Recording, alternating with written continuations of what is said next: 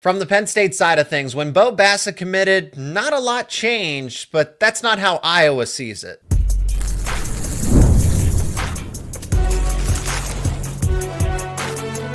You are Locked On College Crossover, part of the Locked On Podcast Network. Your team every day.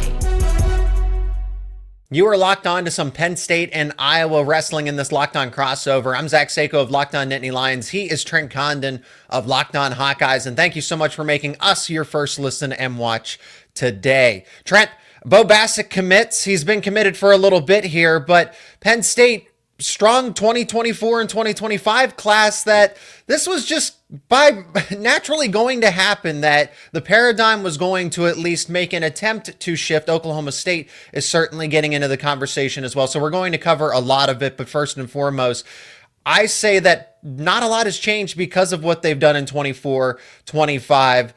I think it's still going to be a long time before anybody challenges Penn State, but how does Iowa see this? Because they are getting the top prospect in the class of 2026, and he's going to create a domino effect where he's not the only prospect that's going to follow to the Hawkeyes. Yeah, and I think that's kind of what you're hoping for from the Iowa perspective. It wasn't about just the individual Bo Bassett, which is an incredible talent, a guy that is, a lot of people project a national champion, possibly a multi-time national champion. So it's, yes, a very talented guy that has big accolades and maybe Iowa's best individual talent that they've got since Spencer Lee. So that's where the excitement lies. But it's the understanding and the way that the blueprint that Penn State has built, what you have to do is not just about Bo Bassett. You have to beat a lineup. You have to put together a lineup that has 3, 4, maybe 5 national champions in it. That's what you're looking to build. And with Bo Bassett, it's not just him, the wrestler, it's what comes along with it. He has a background. He has social media. He has excitement. He is a guy that Iowa fans hope is the Pied Piper, that he is going to bring those other guys with him, that there are other people that want to be in the training room with him, that want to be maybe getting a little of that NIL money that goes along with it. That's what you hope you create with this, because he's got the background. He's got the social media following. He's got the personality. Now, can he get other people to follow him to Iowa City? Iowa's brand power combined with Bo Bassett's brand power. I'd never thought of it that thoroughly, but that's a good point that, yes, you are going to get, I guess, this, in a sense, a larger presence with Flow Wrestling, right? Flow Wrestling and Bo Bassett have a relationship. So Iowa, I think... And I think that's just part of the way that Iowa operates, because Penn State doesn't do a lot of the publicity or anything like that. They seem they're close to the vest. You'll get some media promotion preseason and some stuff going into the postseason, but not the way that I feel like I see a lot of content centered around Iowa wrestling, whether that's an inside look or an interview with a wrestler or anything. And I'm not, that's not a good or a bad thing. That just is what it is. And that's why Bo Bassett almost fits in a little bit better with Iowa than anywhere else. You know, another part of this, what you look at is a lot of people say, well, for Penn State, no big deal, right? We're kind of moving on. Well, the other programs are trying to figure out a way, because what they have done for the last 12 years hasn't worked. Yeah, there's been glimpses, and Iowa had the run. They would have dominated the championship in 2020, got the championship the year after that, but that was a 2-year run. We saw Ohio State make their 1-year run. But overall, when we're talking about it all-encompassing, Penn State has broken the mold. So teams have tried it one way. Hasn't worked. Now Iowa's trying it this direction. Now, the reason that I was able to do this from a financial sense, and I know the $5 million figure is out there, that Bo Bassett got $5 billion. Now, what I have been told in wrestling communities at the University of Iowa is that number $5 million is incredibly high, but it's not chump change. We are still talking definitely 7 figures easily during the course of his 4-year career. So that is not crazy to go along with it over the 4 years. But that aside, the money is immense. And how they're able to do that is they have 2 very big financial backers that are only about Iowa wrestling. This is not about the football program. This is not about the basketball program or anything else. This is about wrestling. It's how they built the new facility, and now this is how they're able to go about it. So the finances are there, the ability to put things and to become the space for NIL. You want to make big money in collegiate wrestling? Iowa is the place. So that is what they're trying to sell. That's what they're able to do financially right now. And I think that helped with Bo Bassett. But Iowa fans, they all know this. It can't just be about Bo Bassett. This has to be something big. This has to be something all-encompassing. And in the changing landscape of college athletics, and we look around, how many programs across the country of the 90 that wrestle at the Division I level, how many of them are going to be funding how many scholarships when we're talking about roster limits and the way that's going to look for college wrestling? I mean, that's a more big picture kind of question that maybe is a little bit scary when we talk about college wrestling. Already has been consolidated so much and so few programs across the country. And we know Iowa, Penn State, Oklahoma State, those programs are going to be fine. But what about even that next year? Next year of program, I look here in our state, UNI has had a lot of success under former Iowa national champion Doug Schwab. And for a program like that done well, now can they even hope to compete for top tens? Iowa's been trying to build and build and build. It's been a decade now of Kevin Dressler, and he hasn't been able to get over the hump. Will programs like that be able to even compete for a trophy, to finish in the top 4 anymore because of what is happening in college athletics? Iowa, Penn State, Oklahoma State, we know they're going to be fine. It's kind of scary when you look at the overall look at the programs and college wrestling as a whole. I think that's an excellent point, because when you mention a Northern Iowa, I would imagine that an Iowa State or an Ohio State and a Michigan don't get left behind because financially they can be competitive. But we know that Oklahoma State, Iowa, and Penn State respectively definitely have an initiative towards funding wrestling programs respectively. Let's talk about that the word initiative. Iowa lost to Penn State 2 years ago, 29-6. Of course, I'm not even talking about the postseason here. 29-6 in the dual meet, and then most recently 30-8 this past season. Was there almost, you can't miss on Bo Bassett regardless, so Iowa, went back and made sure that Bo Bassett was going to commit, or was there always this understanding that he was going to? What was Iowa's confidence level before and after that 30-8 final? I think maybe it was more the fans that got concerned about it. From the people that I've talked to and leading up to the commitment before the duel, Iowa felt very confident about their spot. They felt like they were in good shape. And from what I had heard, it would have been a surprise to people inside the wrestling building if Iowa didn't get Bo Bassett at that time. So I don't think anything changed. But you know how it is, Zach. When fans see a loss like that, they see the absolute domination that Penn State put on them, you get concerned and you start maybe talking yourself into a narrative that isn't there. And I definitely saw a whole lot of that. The fan base after that Friday night a couple of weeks ago now, they were as upset as I have ever seen. And it was everywhere. Understandably so. They've lost before. They've gotten dominated in nationals before. And the one part when we kind of look at the beginning of the dynasty of Penn State and the way that it built is those duels a lot of times were incredibly close. It was just that Penn State had built themselves up to such a great tournament team that we knew the path was going to be incredibly difficult from an Iowa perspective. Now, when you're seeing on top of it, the duels just lead to this kind of domination, and now it happening continually. I think that's where the frustration is really, all right, we know tournament-wise, it's going to take an absolute perfect tournament for it to happen, but at least we can hang around in duels, and now that's not even happening anymore. So Penn State setting an ultra precedent, but they're now behind when you look at the distant future. 2026, Oklahoma State has 2 of the top 3 overall prospects. Iowa has the top overall prospect. What is Penn State's response, and how is Iowa shaping up for the future? We'll discuss that more here on this Locked On Crossover.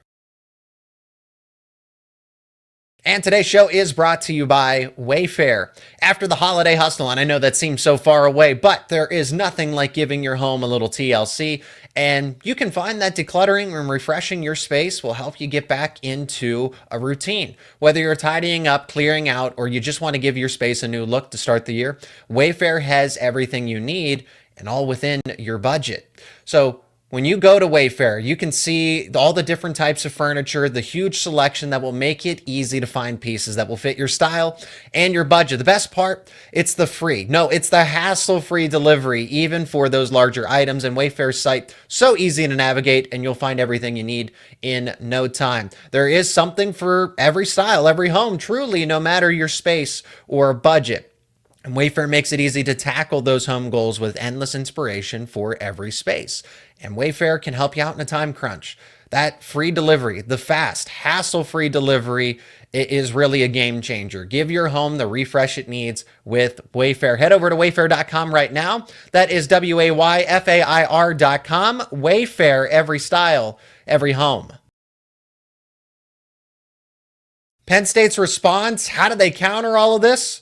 Well, they don't really need to, because Trent, I think you'd agree with this, that this is Iowa's response. This is Oklahoma State's counter because of what Penn State did for 2024 and 2025 respectively.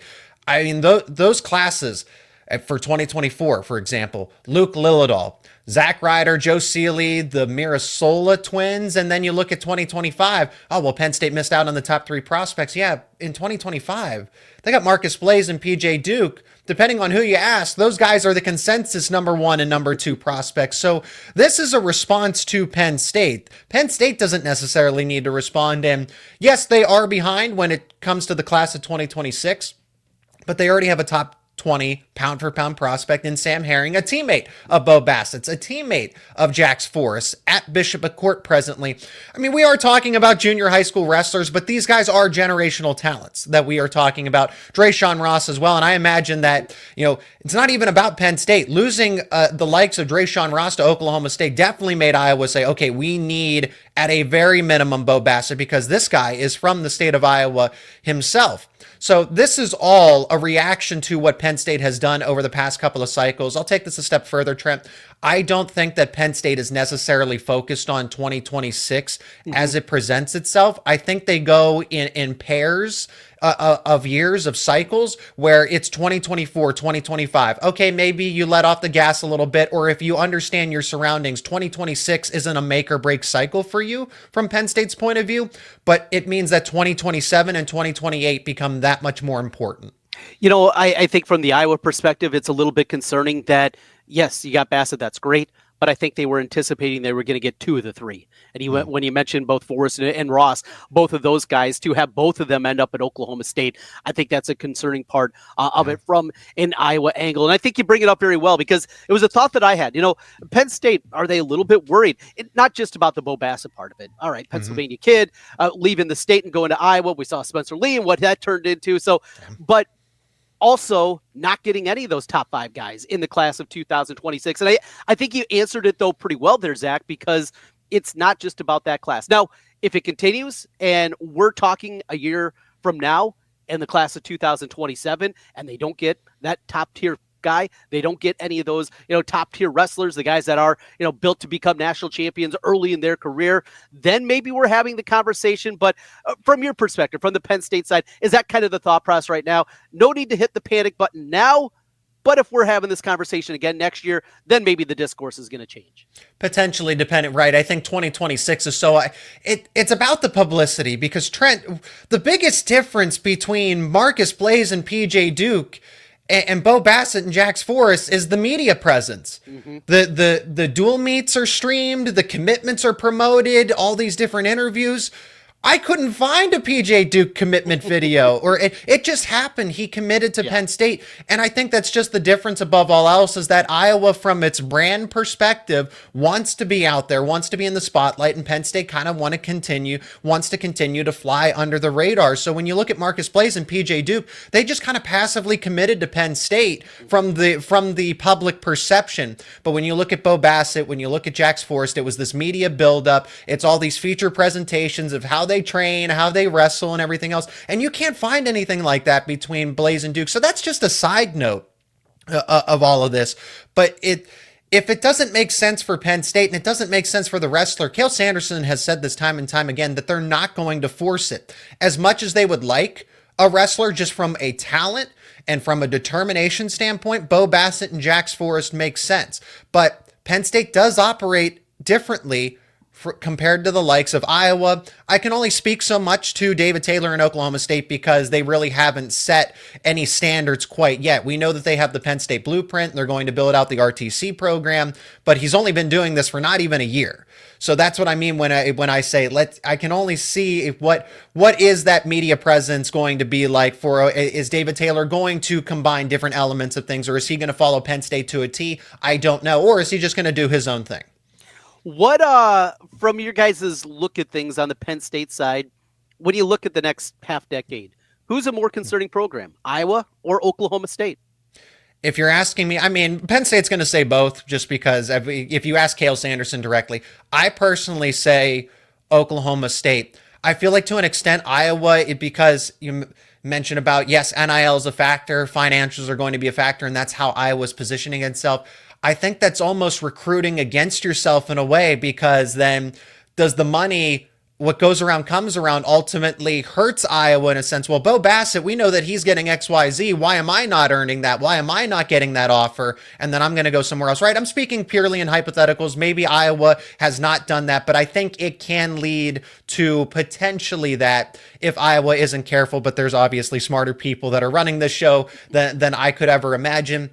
So I think that's a concern, is that Iowa almost has to. Penn State doesn't have to compete against itself. I don't think Oklahoma State has to compete against itself. I think to an extent, if Iowa continues down this path, they will have to compete with themselves in a sense, recruiting, right? Drayshawn Ross going to Oklahoma State.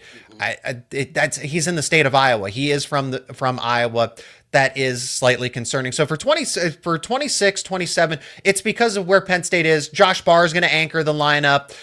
Luke Lillidahl, you have PJ Duke, you have Marcus Blaze that could come in and start right away.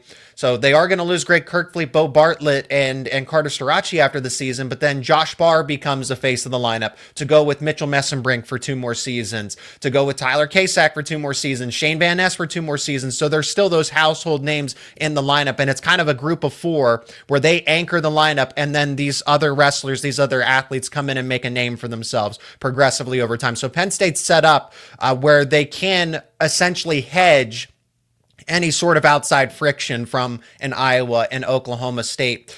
Where is Iowa presently? Because I'm intrigued. Just, this is a portion of the lineup, but Angelo Ferrari did show a lot against Carter Starachi. Yes. He showed, and from that duel, Carter wasn't kidding when he said that, hey, I thought the other guy was better than Gabe Arnold, who called me out, even though he didn't mention a name. He just said, I thought the other guy is better, and I'm expecting him to start. Well, Carter knows Iowa's lineup, I guess, pretty well. So Gabe Arnold and then Angelo Ferrari at 184, they can't both start. Mm-hmm. And then I'm hearing rumors that AJ Ferrari is going to make a comeback to Iowa at 197. What does that all look like for the 2025-26 lineup in itself? The AJ Ferrari thing, there are wild rumors all over the place. Personally, I would be surprised to see him make a return to Iowa City. Okay. Angelo has made, obviously, a tremendous run during his freshman campaign. They're very excited about him. His personality, though, compared to, I guess, your everyday run-of-the-mill wrestler, yeah, he's a little out there. AJ's just at a different level, though, and we've seen that. And going back to the Soldier Salute last year and the double birds that he threw up to the Hawkeye crowd after he got it done, not wearing an Iowa singlet as he was wrestling open in that meet. I don't know if it's completely fractured, but I would be really surprised by that one. Okay. I think what the thought process is, Gabe Arnold is probably not going to be able to cut down. And I don't think that they see him being able to be at his best cutting down to 74. So I would anticipate you'll see Angelo be the one that bulks up and gets up to 97.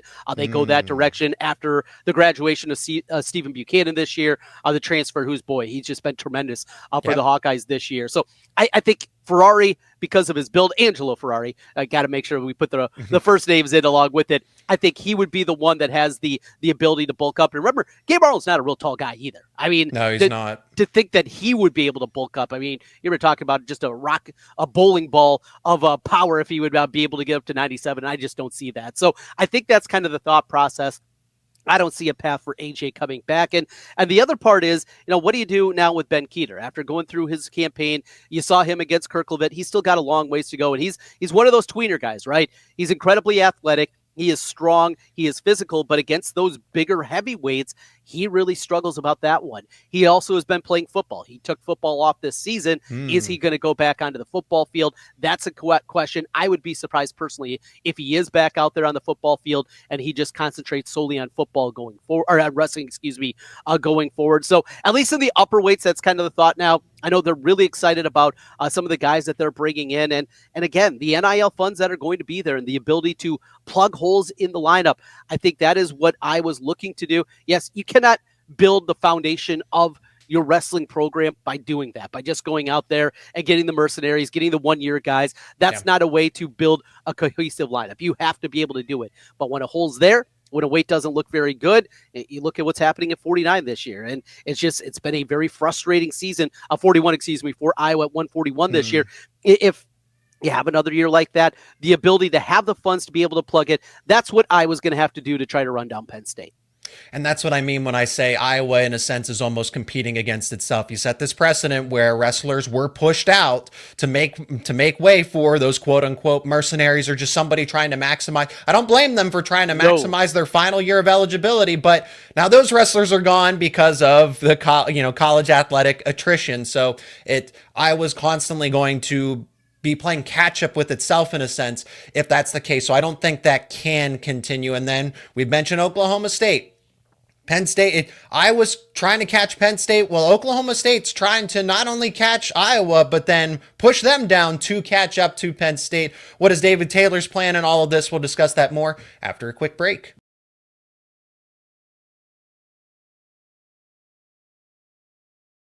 All right, Trent, let's wrap up with, I've talked to Locked On Oklahoma State. They obviously seem very confident.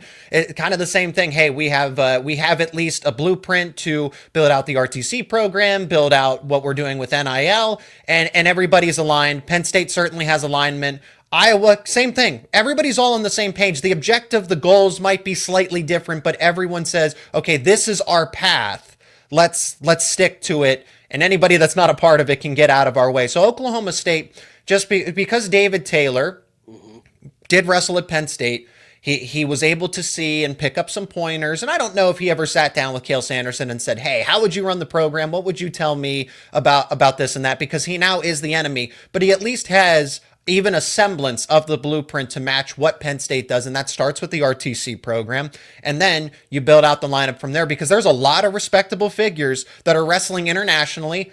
Zahid Valencia, for crying out loud, right? He's the one that kind of started all of this, the singlet poll, which allows Aaron Brooks, whether or not people think that it actually happened, Aaron Brooks still was able to get into the final, defeats David Taylor. And imagine if David Taylor goes off to the Olympics, that he doesn't end up at Oklahoma State.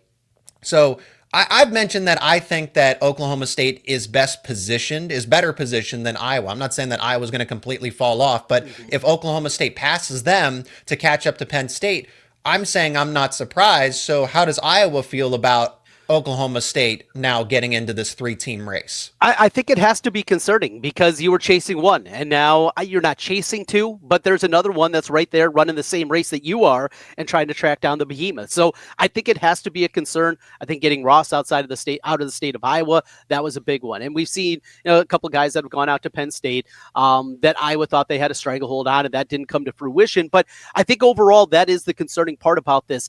They have the financials. They can go out there and spend. Okay, that's a part of it. And that's not how Penn State's doing it. They did it a different way, and they're able to kind of build their program in a different way because of that, and the wrestling club that goes along with it. But I think now seeing what they're doing early in the David Taylor and the returns that he's going to be, I'll be honest.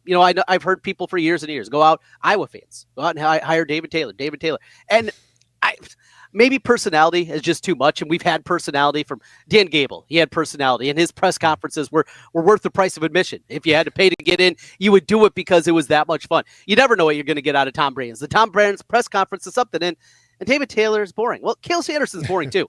Both these guys are just, it's paint dry, right? Listening to them talk about it, a monotone voice, that's what you're going to get. But eventually, it's not what happens for me in the press conference, right? It's what happens in that wrestling room. It's the building up. Those are the things that matter. And because of that, that's maybe why at the time I was not on board of going out and getting David Taylor, but already seeing the fruits of his labor and what's happening less than a year on the job, I can understand where people are coming from with him. And if you're Iowa, I don't want to try to frame this as a good thing for Penn State, but it kind of almost dilutes, because let me explain it this way. It dilutes the competition to where Penn State can still benefit for the short term, because if Oklahoma State isn't, if David Taylor's not at Oklahoma State, they don't get Drayshawn Ross. They don't get Jax Forrest. They probably go to Iowa for different reasons. Drayshawn Ross, because it gets a chance to stay home, and that was probably his second school, if I had to guess. I don't know. That's purely a guess. But then Oklahoma State, David Taylor flies in. They miss on Bo Bassett. They fly in that night to go meet with Jax Forrest and say, we got to get you on board. You're going to be one of the headline prospects of this class of 2026. And it's because of that relationship with David Taylor that pays off in that recruitment. So in an alternate world where David Taylor's still at NLWC, where he goes off to the Olympics, and he's not at Oklahoma State, Jax Forrest ends up at Iowa. Drayshawn Ross ends up at Iowa. This RTC program doesn't get built out, so it doesn't necessarily affect Penn State as much as it does for the Hawkeyes. And David Taylor, I'm sure there were also people from a Penn State perspective, they thought he was going to come back home. He'd be an assistant under Cael, and he would be the heir apparent, right? I'm sure there was people who at least had that theory.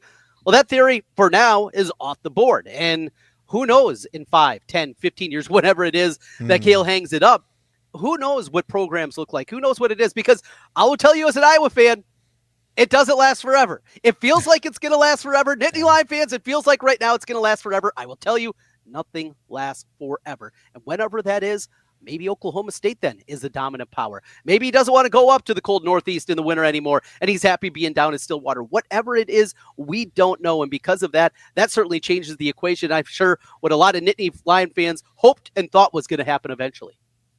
Yeah, that certainly seemed to be it seems like an afterthought now, like a pipe dream of some sorts, but that probably was the expectation, that David Taylor was going to be the coach in waiting, join as an official assistant on staff, and then eventually take over for Cael Sanderson. And it would have been a perfect transition. I don't think you could have asked for it any better, but he's set up well. So if you said to me, hey, what is the likelihood that David Taylor returns to Penn State, and if Cael Sanderson retired in 5 to 10 years, do you think David Taylor would take the job? And I don't think he would. I think Oklahoma State has given him the resources. They just, from what I've heard in passing, is just that David Taylor was saying no. And then Oklahoma State, okay, well, what about this? And then what about this? And they made it worth his while. So I think that's going to go a long way, more than just a couple of seasons. That's going to go a long way for potentially decades. And David Taylor's only in his 30s, so he could be coaching there for the next 20, 30 years in itself. For Ohio State, Michigan, I think it's those other power schools, the ones that definitely can financially compete. It's a 3-team race. And as much as I'd like to say, hey, the Buckeyes are in it, hey, the Wolverines are in it, right? They have, everything backing from Cliff Keen, Virginia Tech, NC State. It seems like everybody else is just falling off, and it's just our 3 respective schools. It does right now. The one thing that I'm interested to see when we get everything figured out, what the new level of NIL, roster limits, what that's going to look like, full funding of is, and it's really 2 programs. If Michigan or Ohio State decide, you know what, we're going to spend. We're going to spend as much as anybody because they have the financial resources to do that. And they can. And they haven't to this point, not at the level that we've seen. But if they make that choice, that could definitely change it. That is, again, a hypothetical that is out there, but it could happen. And if that does happen, look out, because we're going to be talking about a different type of sport if all of a sudden the Ohio State kind of on its own level and Michigan to a different level, if both those programs start spending like we see with the big 3 right now. That's going to do it for this Locked On crossover between Locked On Nittany Lions and Locked On Hawkeyes. I'm Zach Seyko. He is Trent Condon. If you're new to both of our shows, subscribe to the YouTube channels wherever you get your podcasts. Let us know your thoughts down in the comments section, whether you're a Penn State, Iowa, or Oklahoma State fan. How do you think this shakes up the dynamic of college wrestling? And for your second, thank you for making us your first listen and watch. For your second listen and watch, check out Locked On Big Ten. Penn State and Iowa are in the Big Ten Conference. Craig Sheeman does a great job of talking about all 18 schools within the conference. So thank you so much for being a part of this conversation, and we'll talk to you very soon on both Locked On Nittany Lions and Locked On Hawkeyes.